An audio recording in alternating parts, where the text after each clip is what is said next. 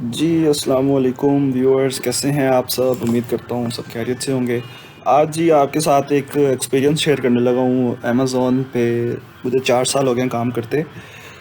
Amazon seller central का overview आपको करवाते हैं जो मेरा वर्किंग में रहा है। अभी रिसेंटली वो डीएक्टिवेट हुआ अकाउंट, तो मैंने सोचा कि अब उस पे जो है वो प्रैक्टिस के लिए रखा जाए। जो मेरे स्टूडेंट्स हैं जो मुझसे सीखते हैं, मैं उनको उसी से प्रैक्टिस करवाता हूँ। और जो अभी आपके लिए भी मैं यही लाया हूँ कि देखें कि अमेज़ॉन का सेलर सेंट्रल अकाउंट दिखता कैसे है, उस पे काम कैसे किया जाता है, उस पे ऑर्डर्स कैसे आए हैं, हम मैनेज कैसे करते हैं, अमेज़ॉन की क्या पॉलिसीज़ हैं, हम क्या क्या देखना ज़रूरी होता है, अमेज़ॉन पे जो हमारा सेलर डैशबोर्ड है वो कैसे दिखता है। अब खैर यहाँ पे Amazon seller central dot com आप लिखेंगे। अब मेरा कनाडा में एक अकाउंट है और अमेरिका में अकाउंट है, मैंने ऑस्ट्रेलिया में भी वर्किंग की है, यूके में भी की है। खैर अभी जो अकाउंट है वो आपके साथ कनाडा का और अमेरिका का शेयर करने लगा हूँ। ये मैंने यहाँ टैब में इसको पिन किया हुआ है। ये देखें, आपने ये लिखना है Amazon seller central dot Amazon dot C A. सबसे पहले जी हम इसमें देखते हैं जो इस पर फर्स्ट बार है वो हमें देखने को मिलती है, जिसमें अमेज़ॉन सेलर सेंट्रल पे क्लिक करते हैं हम, जहाँ पे भी हम दोबारा इसी पेज पे आ जाते हैं जी। उसके बाद जो हमारे स्टोर का नेम होता है वो यहाँ पे शो होता है और कौन सी मार्केट में है वो यहाँ पे शो होता है। कनाडा में वर्किंग कर रहे हैं तो कनाडा में, अमेरिका में कर रहे होंगे, यहाँ से देखें, यहाँ पे जाके आप नीचे जाएंगे तो यूनाइटेड स्टेट्स लिखा हुआ है, तो यहाँ पे जाएंगे तो हमारा अमेरिका का सेलर सेंट्रल ओपन हो जाएगा। मतलब यहाँ पे मेरे $78 टोटल बैलेंस में था। अब कनाडा में जाते हैं दोबारा से, तो यहाँ पे जो मुझे पे आउट्स आने हैं वो यहाँ पे $242 हैं। मतलब ये एक ही पे आउट है। ये ये बात हो रही है यहाँ पे कैनेडियन डॉलर्स की 242, और अमेरिकन डॉलर्स में बात हो रही होती तो वो वहाँ पे उतने शो हो रहे हैं जितने आपको दिखा रहे थे, 200 या 178 सॉरी। आगे जी आते हैं सर्च पे। यहाँ पे आपने कोई अपनी प्रोडक्ट सर्च करनी है, कोई दूसरी प्रोडक्ट सर्च करनी है, जो भी है इसकी पॉलिसी सर्च करनी है वो यहाँ से होगी। यहाँ पे हमें नोटिफिकेशन आएगा इस मैसेज पे। इस सेटिंग में जाके हम अकाउंट की सारी सेटिंग कर सकते हैं, लॉगिन की, अकाउंट इन्फो की, हमारे स्टोर का नाम बदल सकते हैं, सारी चीज़ें वो यहाँ से होती हैं। हेल्प पे जाके हमें कोई मसला समझ नहीं आ रहा या हमारे साथ कोई मुसीबत बन चुकी है तो हम हेल्प पे जाके कस्टमर सर्विस से बात कर सकते हैं। आगे जो जी मेन बार है ना वो ये वाली बार है। यहाँ पे सभी चीज़ें जो है वो इस बार में होती हैं। मैनेज ऑल इन्वेंट्री, इसको खोल लेते हैं। मैनेज ऑल इन्वेंट्री में होता है कि जी हमारे जितने भी ऑर्डर्स आए होते हैं, सॉरी, हमें जितनी भी चीज़ें हमने लिस्ट की होती हैं सेल करने के लिए, वो हमें इन्वेंट्री में यहाँ शो हो रही होंगी। खैर इसका टैब ओपन करते हैं तो मेरी 324 इन्वेंट्री प्रोडक्ट्स हैं जो मैं इस टाइम सेल कर रहा हूँ। ये सारी प्रोडक्ट्स आप भी सेल कर सकते हैं अगर आपकी इसका प्रॉफिट मार्जिन आपकी समझ में आता है तो। इनका जो है ये नेम है, इनको आप गूगल पे सर्च करें, जहाँ से आपको सस्ती मिल रही होगी आप उस चीज़ को ढूंढें। यहाँ पे मैं जिस तरह अब ये 17.96 की मेरा रेट चल रहा है कैनेडियन, और अमेज़ोन की जो फ़ीस है इस टाइम वो 2.69 है। मतलब मुझे इसमें से प्रॉफिट होगा भी तो उसमें मुझे 15 की पड़ेगी, और मैं जहाँ से सोर्स कर रहा हूँ वो वहाँ से मुझे 13 की पड़ रही है। मतलब टू डॉलर्स मुझे फिर भी बच रहे हैं। अब इसी तरह जितनी भी प्रोडक्ट्स हैं ये मैंने सभी लगाई हुई हैं। ये मेरा FBM का अकाउंट था। खैर इस पर ड्रॉप शिपिंग वॉलेशन की वजह से मेरी उन्होंने ब्लॉक FBM जो है वो मेरी ब्लॉक कर दी। मैं प्रोडक्ट्स FB भी मैंने कुछ किए मैं आपको दिखाऊंगा। खैर अब आगे चलते हैं जी ऐड प्रोडक्ट पे, जो इसी बार का अगला था ऑप्शन। ऐड प्रोडक्ट पे ये होता है कि आप कोई भी चीज़ बेचना चाहते हैं, जब भी हम यहाँ पे जाके उस प्रोडक्ट की डिटेल्स लिखते हैं, उसका ऐसे नंबर लिखते हैं। ये देखिए इस तरह टैब ओपन किया आपने और यहाँ पे हम जाके उस प्रोडक्ट का नाम लिखेंगे, उसका UPC कोड लिखेंगे। ये सारी जा ऐसे नंबर बेसिकली होता है कि कोई भी प्रोडक्ट होती है उसका एक आइडेंटिफाइड नंबर होता है, वो यहाँ पे लिखेंगे हम उसको। ये खैर जब हम प्रोडक्ट हंटिंग का चीज़ डिस्कस करेंगे, अभी सिर्फ ओवरव्यू दे रहा हूँ इसमें कि हम वो होता कैसे है, काम कैसे करते हैं, पैसे कैसे आते हैं, हम कमाते कैसे हैं। खैर मैनेज ऑर्डर्स में जाते हैं जी। हमारे जो ऑर्डर्स हमें आए होते हैं वो यहाँ पे शो होते हैं। अब ये कनाडा का अकाउंट है, अमेरिका का अकाउंट है जी, इनमें हमने ये ऑर्डर्स हैं, मुझे ऑर्डर्स आए हुए हैं इन्वेंट्री के। ये 4 मंथ्स को, 4 महीने पहले 11, मतलब इससे मैंने काम करना छोड़ा हुआ है इस अकाउंट पे। ये सिर्फ मैंने सिखाने के लिए रखा हुआ है, बाकी जो मेरे दूसरे अकाउंट्स हैं उन पे मैं वर्किंग कर रहा हूँ। खैर ये प्रोडक्ट्स मेरी वहाँ भी चल रही हैं, तो इसको मैंने कहा एज आ सदका जारिया समझ के या आप लोगों की मदद समझ के मैंने कहा इसको जो है वो आप लोगों से शेयर कर देता हूँ। आपका भला हो जाएगा इन प्रोडक्ट से, अगर आपको प्रॉफिट बचता है तो इसमें आपकी कामयाबी है और मेरी भी कामयाबी है। खैर ये सभी ऑर्डर्स हैं जो मुझे आए हुए हैं जी इस अकाउंट से। ये खैर FBA के ऑर्डर्स हैं। FBM होता है और एक FBA होता है। हम अमेज़ोन का अकाउंट जब भी बनाते हैं हमें उसके बाद दो ऑप्शंस मिलती हैं काम करने के लिए, एक FBM मिलता है, एक FBA मिलता है। FBM में ये होता है फुलफिलमेंट बाय मर्चेंट। हम कोई भी चीज़ लिस्ट करते हैं, हम उसकी टोटल जिम्मेदारी कस्टमर को बेचने की खुद लेते हैं अपने आप पे। और FBA में ये होता है कि हम कोई चीज़ यहाँ पे लिस्ट करते हैं तो उसकी सारी जिम्मेदारी अमेज़ोन खुद लेता है कस्टमर को डिलीवर करने की, लेकिन उसमें अमेज़ोन अपने चार्जेस लेता है, डिलीवरी के अलग लेता है, इन्वेंट्री ये हमारे अपने वेयर हाउस में रखवाने की अलग लेता है, अपनी जो उसकी 18% 20% जो उसकी एक्चुअल प्राइस पे है वो अलग लेता है। तो ओवरऑल हमें वो जो है वो 37% अमेज़ोन को देना पड़ता है हमारी एक्चुअल प्राइस पे। खैर अब इसके बाद आता है जी ऑटोमेट प्राइसिंग। ऑटोमेट प्राइसिंग समझना भी ज़रूरी है, खैर आपको समझाते हैं।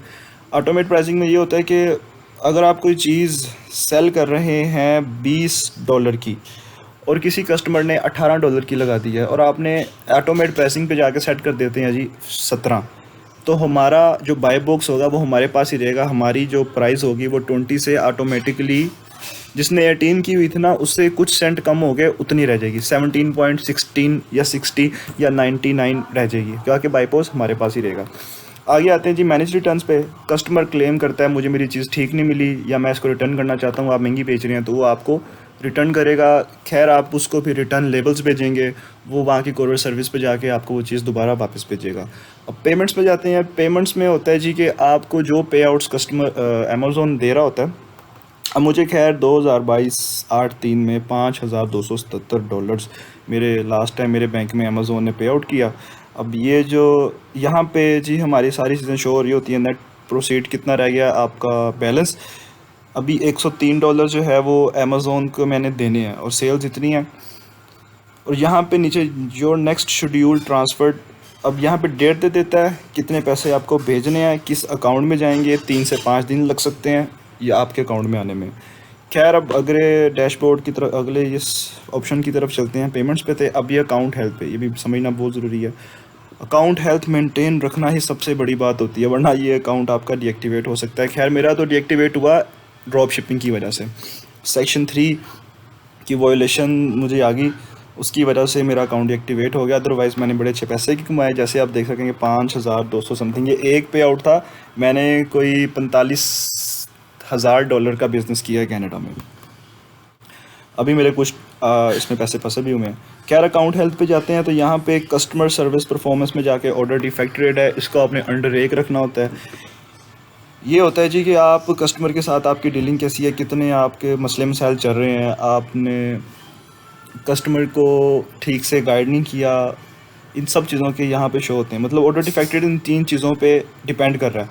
नेगेटिव फीडबैक पे, A to Z guarantee claim पे। A to Z guarantee claim होता है कि आप अगर कस्टमर का मसला हल नहीं करते तो वो कस्टमर सर्विस से बात करता है और क्लेम ओपन कर देता है।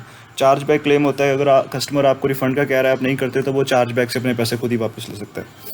ये तब होता है। और पॉलिसी वॉयलेशन होती है कि अमेज़ोन पे बेचने के लिए उसकी कुछ पॉलिसीज़ हैं। आपने सबसे पहले जो चीज़ बेचने के लिए लगानी है उससे सबसे पहले आपने बारी बारी करके इन सब पॉलिसीज़ को स्टडी करना है, हत्ता कि मेरी कोई प्रोडक्ट जो मैं सेल कर रहा हूँ वो कोई बाद में जाके कोई मसला ना करे, वॉयलेशन ना हो सके। खैर अब इसके बाद शिपिंग परफॉर्मेंस होती है, लेट शिपमेंट रेट होता है जी। हमने एक चीज़ हमने अमेज़ोन पे कुछ चीज़ लिस्ट की और हमने बताया कि हम अगर FBM कर रहे हैं, हम खुद ही डिलीवरी की सारी जिम्मेदारी ले रहे हैं, तो हम बताते हैं कस्टमर को कि आपका ऑर्डर आपको 30 तारीख से पहले मिल जाएगा। हम 20 तारीख को चीज़, अगर आप 20 तारीख को ऑर्डर देते हैं, अगर वो 31 या 1-2 को पहुंचेगा तो फिर ये हमारा लेट शिपमेंट रेट बढ़ जाएगा। अगर हम कस्टमर का ऑर्डर कैंसिल करते हैं खुद तो हमारा ये जी यहाँ पे इस पर वो इफेक्ट करेगा। वैलिड ट्रैकिंग रेट होता है कि अगर हम कोई भी ट्रैकिंग कस्टमर को देते हैं और वो वैलिड नहीं है, मतलब उसी ऑर्डर की नहीं है जो उसने ऑर्डर दिया हुआ है, तो खैर हमारा ये वैलिड ट्रैकिंग रेट गिर जाएगा। ये इनमें से कोई भी वॉयलेशन अगर आप करते हैं तो ये हमारे अकाउंट डीएक्टिवेशन की तरफ ही बात जाती है और इसका कोई दूसरा हल नहीं होता। खैर हमने सबसे बचने के लिए एहतियात ही है और इससे ज़्यादा और कुछ भी नहीं होता। अब बात है जी ये फीडबैक्स कस्टमर हमें ऑर्डर देता है तो उसके बाद अगर वो देखता है कि जी मुझे चीज़ पसंद आई है तो वो आपको उसके बारे में फ़ीडबैक देगा। वो नेगेटिव भी दे सकता है, पॉजिटिव भी दे सकता है। अगर चीज़ अच्छी लगी तो पॉजिटिव देगा। अब खैर ये मुझे देखें, ये 40 फीडबैक्स मुझे आए हुए हैं इस मेरे अकाउंट पे। 93% पॉजिटिव फीडबैक्स। हालांकि मेरा इतना अच्छा मेरा इस पे चल रहा था, मेरा फिर भी उन्होंने अकाउंट एक्टिवेट कर दिया क्योंकि ड्रॉप शिपिंग उनकी पॉलिसी नहीं है अमेज़ोन की, आप नहीं भेज सकते अब ड्रॉप शिप करते हुए। मैंने FBA भी किया। ये जो ऑर्डर्स आप देख रहे थे ना मेरे, ये मैनेज ऑर्डर्स में, ये सारे FBA के ऑर्डर्स हैं। अब खैर ये देखिए, ये सारे प्रोडक्ट पे मुझे आए हुए हैं फीडबैक्स। एक बंदे ने कमेंट किया awesome product just as describe, fast shipping, normal service. फिर उसने नेगेटिव फीडबैक एक मुझे दिया है स्पेनिश लैंग्वेज में। उसको चीज़ उसने कहा था 12 को चाहिए, लेकिन ट्रैकिंग शो कर रही है कि वो मुझे मिल चुकी है लेकिन मुझे मिली नहीं। ऐसे करके ना वो सारी चीज़ें, हम पाकिस्तानी तो इतना ध्यान नहीं देते, लेकिन गोरे जो हैं वो जी कोई भी चीज़ ख़रीदते हैं सबसे पहले उसके बारे पढ़ते हैं कि वो क्या चीज़ दे रहा है।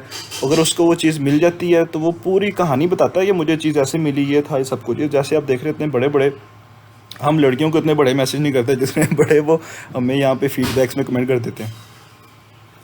खैर देखें, the seller was great, there was a hiccup with the delivery. कहता मुझे बहुत जल्दी पहुँच गई चीज़। ड्रॉप शिपिंग में तो जल्दी पहुंच जाती थी भाई, अब तो बड़े फ़ायदे थे, बड़े मज़े थे जब ड्रॉप शिप करते थे, बड़े पैसे भी थे। FBA में तो आपको नमक में आटे में नमक के बराबर कुछ पैसे बचते हैं, लेकिन गुजारा होता है। आप अच्छा रोज़गार कमा लेते हैं, आप 2.5-3 लाख महीने का निकाल लेते हैं अगर आप $10,000 से काम कर रहे हैं तो। खैर अब आगे चलते हैं जी। हमारा ये फीडबैक्स का भी सेशन क्लियर हुआ। अब इसके बाद चलते हैं A to Z क्लेम, जो मैंने आपको बता दिया कि कस्टमर आपने, अब मैं आपको शॉर्टली समझाता हूँ कि अगर आप एक ऑर्डर आपको अमेज़ोन पे आया, आपने कस्टमर को भेजा, कस्टमर ने कह दिया मुझे नहीं मिला, आप कहते हैं जी नहीं मैंने भेजा है, ये ट्रैकिंग नंबर भी दे देते हैं। खैर कस्टमर फिर भी आता है जी कि मुझे नहीं मिला, आप कहते हैं जी हाँ मैं कुछ नहीं कर सकता, ट्रैकिंग आपके सामने है। खैर उसके बाद अब कस्टमर जाता है जी अमेज़ोन कस्टमर सर्विस पे, वहाँ पे जाके बताता है फ़लाँ सेलर है, मेरा ये ऑर्डर था, वो कह रहा है मुझे मिला है, मैं कह रहा हूँ मुझे नहीं मिला, हमारा हल निकालें। A to Z guarantee claim में जी फिर होता ये है कि Amazon A to Z guarantee claim खोल देता है, 3-4 दिन का टाइम दे देता है, हमें सारे प्रूफ दो डिलीवरी के, सारी चीज़ें बताओ। खैर जिस जो सच्चा होता है उसके हक़ में फ़ैसला हो जाता है। लेकिन अमेज़ोन की जो पॉलिसी ये है ना, इसके आप जितने भी सच्चे हो जाएं, अमेज़ोन ने फ़ैसला कस्टमर के हक़ में करना होता है और उसको रिफ़ंड कर देता होता है। इससे बचने के लिए बेहतर हल यही होता है कि आप खुद ब खुद ही कस्टमर को उसके पैसे वापस कर दें। जब भी कोई क्लेम खुले, आप कस्टमर को उसके पैसे वापस कर दें, अपने प्रॉफिट में से उस जो नुकसान हुआ होता है उसको मैनेज कर लें। बाकी अल्लाह जो है वो सारे मामलात बंदे के सीधे पद्धरे कर ही देता है। जो नुकसान हुआ होता है वो किसी ना कोई ऐसा ऑर्डर आ जाता है जिसमें आपकी जो है वो सारा जो लॉस होता है उसका वो पूरे हो जाते हैं पैसे, खमियाजा भुगता जाता है। खैर अब इसके बाद आते हैं जी परफॉर्मेंस नोटिफिकेशन। ये जी यहाँ पे आपको सारे जो दुख मिलते हैं या आपको खुशी मिलती है, आपको पे आउट जो आता है, या आपको अमेज़ोन की आप पॉलिसी वॉयलेट करते हैं, या कोई प्रोडक्ट ने कोई मसला कर दिया, वो सारा कुछ परफॉर्मेंस नोटिफिकेशन में आता है। यहाँ से आपके अकाउंट का वो सारा बताते हैं कि आपके अकाउंट की करंट सिचुएशन क्या चल रही है, टेम्परेरी रिमूव्ड मेरे पेजेस, कुछ ये वो। खैर ये देखें, ये सारा अब इतने सारे मुझे इनकी तरफ से लव लेटर आए हुए हैं अमेज़ोन की तरफ से, रिस्क ऑफ डीएक्टिवेशन, फिर ये वो रीइंस्टेट हो गया जी हमारा अकाउंट यहाँ पे एक दफ़ा, फिर मैंने इनकी ड्रॉप शिपिंग पॉलिसी को वॉयलेट कर दिया, फिर उन्होंने मेरा अकाउंट डीएक्टिवेट कर दिया। अब उसको खैर मैं मेल्स ही कर रहा हूँ, वो रिएक्ट कर नहीं रहे, उसको खोल नहीं रहे, रीएक्टिवेट करेंगे इंशाल्लाह जल्दी। मैं जब इसमें दोबारा उनको अपील्स करूंगा और कॉल्स पे इनके साथ मसला हल करूंगा। आगे आता है जी चार्जबैक क्लेम। चार्जबैक जैसे मैंने बताया कि जी कस्टमर रिफ़ंड मांग रहा हो और आप उसे कहते हैं जी कि मैं आपके पैसे नहीं दे रहा, वो फिर रिफ़ंड पे जाके मसला खड़ा कर देता है, फिर वो खुद ही चार्जबैक कर देता है अमेज़ोन। ये भी आपके ऑर्डर डिफेक्ट रेट पे असर करते हैं। अब आती है बात हमारे इस व्यू की। ये हमारी डेली की सेल्स जितनी होती हैं यहाँ पे शो होती हैं। हम क्योंकि अगर हम .com.ca और .mx पे जाके अपना अकाउंट रजिस्टर करते हैं, मतलब ये पूरा रीजन नॉर्थ अमेरिका का है। इन नॉर्थ अमेरिका में आप गूगल पे भी जाके लिखते हैं ना नॉर्थ अमेरिका का मैप, आपको ये 3 ही कंट्रीज़ नज़र आती हैं नॉर्थ पूरे अमेरिका में। हम इस कंट्री में बना के अकाउंट तीनों रीजन में चला सकते हैं, नॉर्थ अमेरिका में, कनाडा में, USA में और मैक्सिको में, और इन तीनों कंट्रीज़ में हम बिज़नेस कर सकते हैं। लेकिन अगर आप कनाडा में हैं और अब अमेरिका में बेचना चाहते हैं तो इसके लिए आपको एक एड्रेस चाहिए होगा, अपना वेयर हाउस एड्रेस, और सेकंड नंबर पे आपको चाहिए होगा वहाँ का बैंक अकाउंट। मैक्सिको में भी यही होता है, वहाँ का एक एड्रेस चाहिए जहाँ से आप अपनी चीज़ों को शिप करेंगे अमेज़ोन को बताने के लिए, और जहाँ पे अमेज़ोन आपको पे आउट भेजेगा एक अमेरिकन बैंक अकाउंट, या आपके पास पेपाल का अकाउंट है तो वो सभी जगह इस्तेमाल हो सकता है आपका। आगे आता है जी ये ओपन ऑर्डर्स। ओपन ऑर्डर्स में आपको कितने ऑर्डर्स आए होते हैं आज डेली बेसिस पे वो यहाँ पे शो हो रहे होंगे। FBA के ये लिखा हुआ सेलर फुलफिलमेंट और अनशिप्ड, कितने आपने जो ऑर्डर्स आए हैं उनको ट्रैकिंग नहीं दी वो यहाँ पे शो होंगे। यहाँ पे कितने रह गए हैं, FBA के जितने ऑर्डर्स अभी आए पेंडिंग है वो सारे यहाँ पे शो होंगे। बायर के जो मैसेज आए होते हैं, हमें जब भी कोई मसला होता है, हमें नहीं सॉरी जब कस्टमर का मसला होता है हमें मैसेज करता है, वो बायर मैसेज हमें यहाँ पे शो होता है। Buy box featured offer, buy box का यहाँ पे हमें पता चलता है कि जी हमें कितनी सेल्स आ सकती हैं, बाय बॉक्स कितने % हमारे पास है। बाय बॉक्स की भी गेम है, इसको भी अब आपको नेक्स्ट वीडियो में बताएंगे। टोटल बैलेंस होता है जी, हमें जितने भी यहाँ पे डेली सेल्स आई होती हैं वो ट्रैकिंग लगने के बाद हमारे टोटल बैलेंस में चले जाती हैं। टोटल बैलेंस, ये टोटल बैलेंस है। फिर इसमें जाके हमें अमेज़ोन पे पता चल जाता है पेमेंट्स में जी हमें ये $242 हमें कब आएंगे। वो एक शेड्यूल बता देता है कि 15 दिन बाद आपकी पेमेंट्स आपको दे दी जाएंगी। आज ऑर्डर आया ना, फ़र्ज़ किया मुझे अब 10 तारीख को ऑर्डर आया, 15 तारीख को मैंने उसको शिप कर दिया, 15 को मैंने ट्रैकिंग दे दी। अब खैर ट्रैकिंग देने के 15 दिन बाद मुझे अमेज़ोन पैसे देगा। उसके बाद आगे आते हैं inventory performance index. Inventory performance index होता है कि आपकी जो इन्वेंट्री है वो सही जा रही है, उस पर क्या क्लिक्स आ रहे हैं या क्या हिसाब किताब है, उन सब चीज़ों का यहाँ पे आता है। और ग्लोबल प्रमोशन सेल्स होती हैं, आप कोई प्रोडक्ट को, पाकिस्तान की कोई प्रोडक्ट है या USA की कोई प्रोडक्ट है, आप उसको ऑस्ट्रेलिया में भी बेचना चाहते हैं तो यहाँ पे जाके आप अमेज़ोन को पैसे देंगे, वो आपकी प्रोडक्ट को ग्लोबली प्रमोट कर देगा। वो जी आपको ऑस्ट्रेलिया से ऑर्डर आ रहे हैं, कहाँ कहाँ से ऑर्डर आ रहे हैं, लेकिन इसके लिए आपको जिस तरह हम स्पॉन्सर्ड होता है ना, कोई भी प्रोडक्ट हम कोई सर्च करते हैं तो आगे स्पॉन्सर्ड लिखा आ रहा होता है, तो ये वो सीन होता है PPC पे। PPC मतलब होता है पे पर click.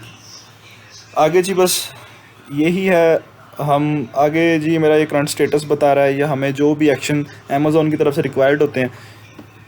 Your account has been deactivated, इसको रीएक्टिवेट करने के लिए मैं यहाँ पे जाऊँगा, वो कहेगा मुझे अपील करो, मैं अपील करूँगा, फिर वो कहेगा कि हमें इसकी इन्फॉर्मेशन थोड़ी है, हमें कॉल पे डिस्कशन करें जी। ये जो फ़ोन नंबर रजिस्टर्ड होता है उसी और ईमेल के थ्रू हम कस्टमर सर्विस से बात कर सकते हैं, अदरवाइज़ कोई नॉर्मल बंदा कोई भी अपना फ़ोन नंबर दे के बात नहीं कर सकता। खैर यहाँ पे जाके उनके जो अमेज़ोन की नई नई पॉलिसीज़ आती हैं वो यहाँ पे डिस्कशन होती हैं। ये न्यूज़ में आता है जी कि कोई मसला किसी कस्टमर के साथ हुआ है, अगर आपके साथ कोई मसला हुआ है, आपको समझ नहीं आ रही मैं क्या करूँगा, आप यहाँ पे जाके वो मसला अपना लिखेंगे, या ऑलरेडी किसी ने वो मसला डिस्कस किया होगा, लोगों ने वहाँ कमेंट किए होते हैं कि मेरे साथ ये मसला है, इसको हल ये है, ये कर सकते हैं। तो यहाँ पे जाके अमेज़ोन ने भी अक्सर रिप्लाई किया होता है कि जी आपके साथ ये मसला आया तो आप इसका ये हल है। बाकी ये सेलर रिफॉर्म में आता है, ठीक है, service tracking in the trekking, यहाँ पे जाके वो सारा कुछ पता। सेलर रिफॉर्म्स की बात कर रहा हूँ मैं कि यहाँ पे अब मसला जो होता है ना वो सारा हल हो जाता है। आगे फिर ये सारी चीज़ें वही हैं जो हमने ऊपर की हैं। ये सारे ऑप्शंस जो उनसे ना, ये अब जब आपके पास एक सेलर सेंट्रल, ये आप बना सकते हैं अपने घर के एड्रेस, आपका जो एड्रेस है ना उस एक एड्रेस पे अमेज़ोन सेलर सेंट्रल बन सकता है। आपके पास क्या होना चाहिए जी, आपके पास एक बैंक अकाउंट होना चाहिए पाकिस्तान का। मीज़ान का जो बैंक अकाउंट है वो इंटरनेशनली बैंक अकाउंट है, उसकी डिटेल्स पे अमेज़ोन का अकाउंट बन सकता है। $40 अमेज़ोन की मंथली फ़ीस है अगर आप अमेज़ोन पे काम करते हैं इन सब सेल्स के अलावा। और जी ये होता है कि हर ऑर्डर पे उसने 20% अपने पैसे लेने होते हैं अमेज़ोन ने एक्चुअल प्राइस पे। मतलब हम एक चीज़ अगर $10 की लगाते हैं तो हमें $8 मिलेंगे, $2 अमेज़ोन लेगा, 20% अमेज़ोन लेगा। और इन सब सेल्स के अलावा भी $40 अमेज़ोन ने महीने बाद लेने होते हैं। खैर लेकिन आप इतना कमा जाते हैं कि आपके लिए ये होते हैं ना, ये सारे पैसे देने ये थोड़े से लगते हैं, क्योंकि आपको जब 100 ऑर्डर डेली का आता है ना तब फिर आपको मज़ा भी आता है काम करने को, और आपको पता चलता है भाई ये तो बड़ी मार्केट है। खैर ये इसका अमेज़ोन सेलर सेंट्रल का पूरा ओवरव्यू था। अब ये कनाडा का था, आपको अमेरिका का विज़िट करवाता हूँ जो मेरा यूनाइटेड स्टेट में अब यहाँ पे जाने के लिए मेरे पास अमेरिका का बैंक अकाउंट था, वहाँ का एक एड्रेस था। मैंने जस्ट रजिस्ट्रेशन में जाके, जिस तरह यहाँ पे पेंडिंग लिखा रहा है ना, मैंने जापान में रजिस्ट्रेशन नहीं है, ऑस्ट्रेलिया में रजिस्ट्रेशन नहीं है, अगर मैं अब यूके में रजिस्ट्रेशन नहीं है, यूनाइटेड स्टेट्स का मेरे पास बैंक अकाउंट था और वहाँ का वेयर हाउस था, मैंने जिनके साथ मैं काम कर रहा था एफबीए के लिए, उनका एड्रेस